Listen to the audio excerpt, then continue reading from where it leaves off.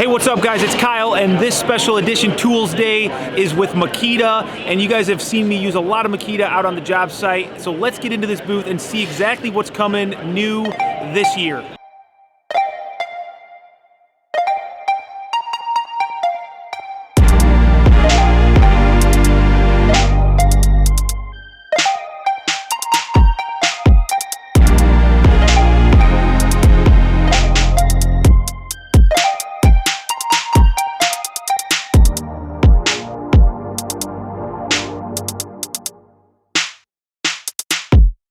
So we're over here at the Makita booth, and Carlos is here. He's gonna show me the new driver. If you guys have been following my feed, you guys already know that I love the oil impulse, and I also love not the drywall screw gun, it's the 2500 RPM XSF05.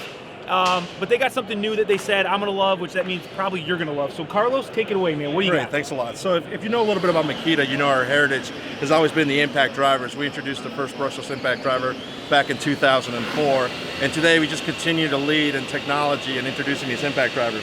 So in Q1 of next year, this is going to be model number XDT16. This one's just fresh out of Japan. It's fully featured, which I'll walk you through here momentarily, but there's a lot of internal functions we've done on this to improve your efficiency on the job site. First, let's talk about cam out. And a lot of times you'll see on the job site, more and more contractors are using longer bits like this, bit tips, 6 inches up to 12 inches even.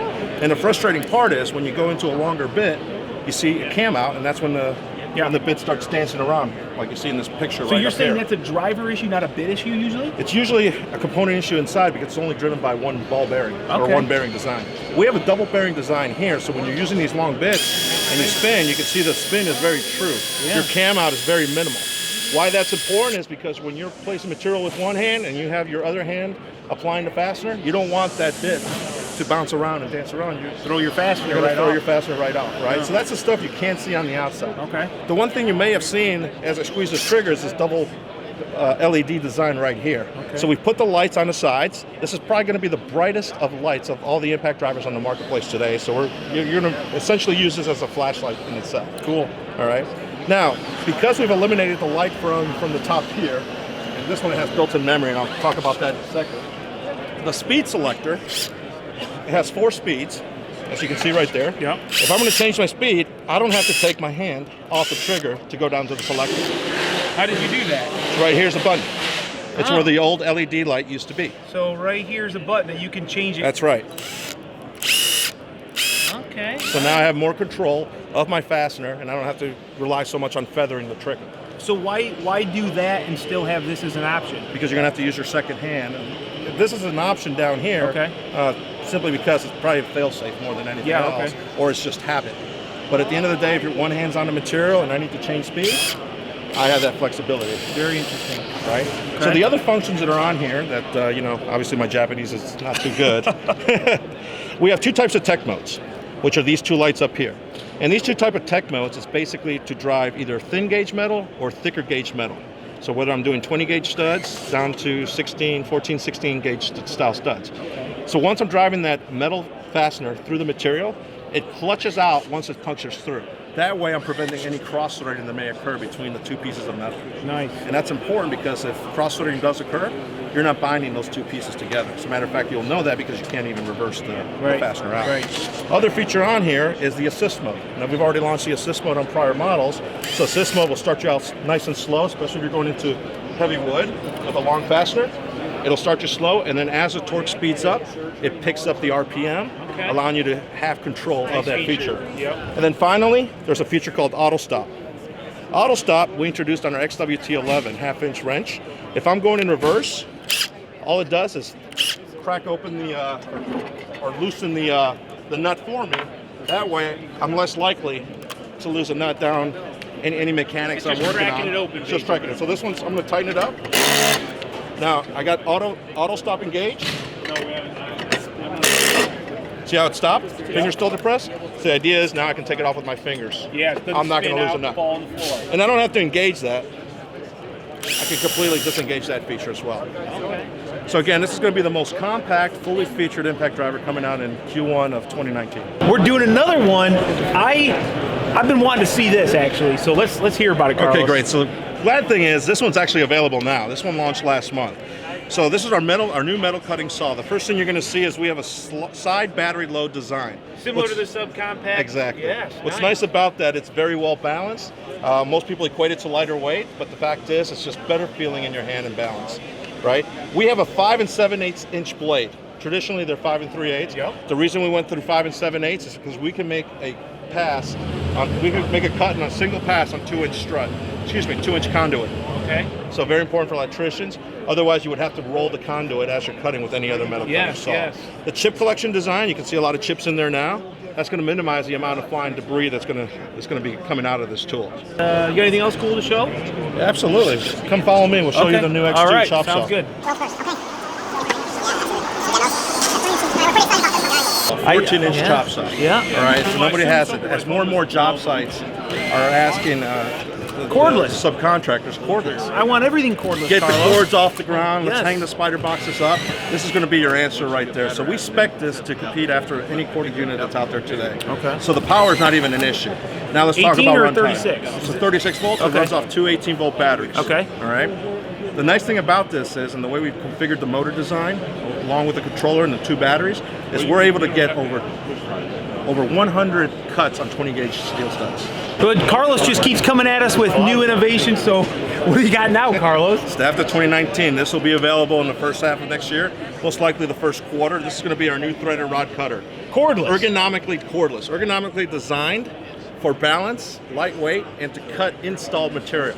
So once I fasten my nut up into my, let's say, the trays for electricians, and I need to cut off that threaded rod piece, this is well balanced, and it's really designed to be a one-handed operation. Comes equipped with a rafter hook. Nice. Has your 1/4-inch and 3/8 dies. So your cutting capacities are 1/4-inch threaded rod and 3/8, both mild and stainless steel. Now, do you see an upgraded, like, 36-volt version? It's going to cut some 1/2 to 3/4. You know, nothing's out of the ballpark right now, but right now the majority of the market is in that 3/8, Yeah. about 80%. So we're looking to see what we can come out with in the 1/2-inch. Dude, I think it's sector. great, man. Like, But our main focus was that ergonomics and that lightweight, it really is lightweight. and that's with the 5-amp hour battery. Oh, it's got an LED. You got the rafter hook, tool for changing. Onboard tool That chain. if you're changing your dies. Your dies, correct. These And are the dies dies on board? These dies are on board, and they're double-sided as well. Nice. So you're gonna get two sets of dies. So Let's cut something. What do we have on there today?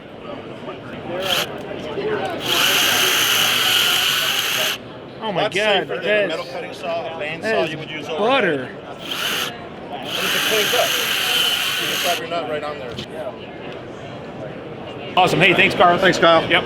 All right, Andrew, how's it going, man? Going wonderful. How are you? Great, dude. So I'm excited. You've got some great new innovations here with carpentry. Absolutely. Makita is well known for the quality and performance of our circular saws, especially on the top handle side with our corded 507F 15-amp product, sold really extensively in the East Coast, east of Texas. What's great about the transition that we're finding in the marketplace is the desire for users to have the performance of corded in a cordless package. All day, man. And so on the blade right sidewinder top handle style, we recently refreshed our X2, launching the XSH06 brushless model. Comes with our max efficiency blades that we order. Now subsequently just launched our second 6.5. This one is the XSH04ZB. It mirrors the same blade right style. On the blade left rear handle style, really that West Coast saw back Northwest, we launched the world's first 7.25-inch rear handle saw back at the World of Concrete in 2017. It's done phenomenal for us, delivering the power and performance that people expect out of their rear handle saws. And likewise, we have that XSH03 in a 6.5-inch saw platform. Great maneuverability, great size when you want to lessen the weight in certain parts of the house structure. And so Makita is uniquely positioned to take that woodworking professional completely cordless. Offer that same 18-volt battery. So whether we're mentioning that X2, that same battery is going to power your router, your jigsaws, your sanders, your plunge saw, working off of our guide rails in 3 different sizes. Additionally, our router and our jigsaws are able to be set up and use with our guide rail. And lastly, showcasing our subcompact line of products, which here we're displaying 3 in this cabinet showcase, showing for the woodworker, the cabinet installer, that you're able to get the 12-volt size in an 18-volt performance package that'll still work. That same battery is going to power all your other high-performance tools. And that's what's unique about Makita. Wow. So I don't know about you, but I love hearing all that stuff. I want to do demos. Is that cool? Can I put my hands on these things? The Makita experience starts when you pull that trigger.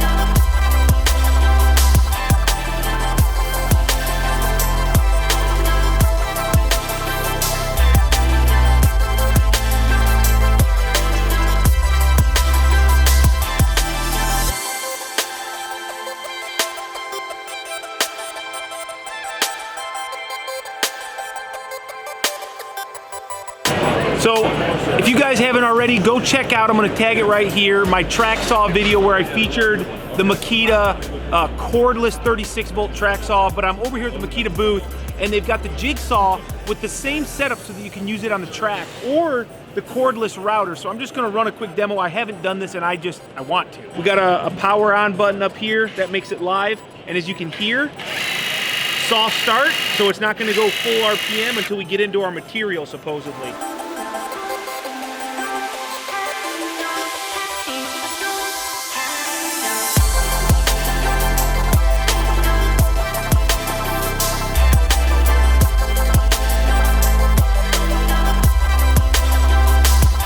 So I didn't realize that was not in an orbital action. So as you can see here, you do have modes of operation, and you can turn it in orbital, and it's supposedly going to be about twice as fast. I ain't got time, guys. We got a lot to see, so let's keep moving.